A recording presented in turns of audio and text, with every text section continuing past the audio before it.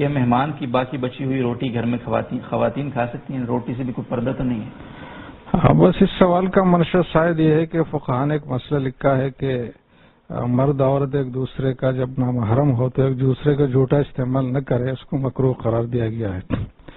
لیکن اس کے ساتھ علت بھی بتائی ہے کہ حصول لذت اس میں مقصود ہو اور پھر فتنے کا باعث ہو تو اس صورت میں یہ ناجائز ہے۔ اب ظاہر ہے یہ ہر صورت میں تو نہیں ہوگا، کبھی کبھار ایسی صورت پیش آئے گی، اور وہ یہ کہ مطلب جس کا جھوٹا کھایا جا رہا ہے وہ بھی جوان ہے اور جو کھانے والا یا والی ہے وہ بھی جوان ہے، اور دونوں ایک دوسرے کو جانتے بھی ہے کہ یہ اسی کا جھوٹا ہے،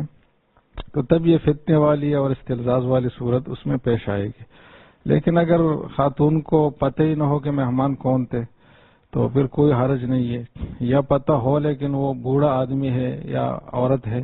اور کھانے والا مرد یا عورت، تو پھر بھی کوئی حرج والی بات نہیں ہے، کیونکہ وہ شہوت والی بات، فتنے والی بات اس میں نہیں پائی جاتی۔ یا کوئی ایسی شخصیت ہے جس کا جھوٹا بطور تبرک مطلب کھانا مقصود ہو، تو شریعت میں اس کا ثبوت بھی ہے۔ حضرت ابو ایوب انصاری رضی اللہ عنہ کے گھر میں جب رسول اللہ صلی اللہ علیہ وسلم مقیم تھے تو حدیث میں ہے کہ جب وہ کھانا تناول فرماتے تھے اور بقیہ کھانا بیچتے تھے نیچے گھر میں،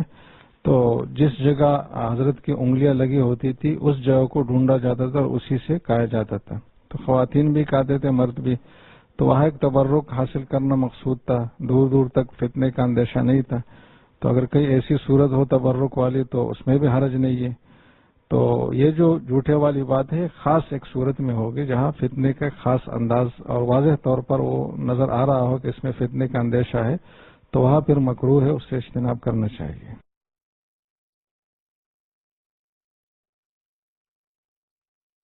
کہ مہمان کی باقی بچی ہوئی روٹی گھر میں خواتین کھا سکتی ہیں؟ روٹی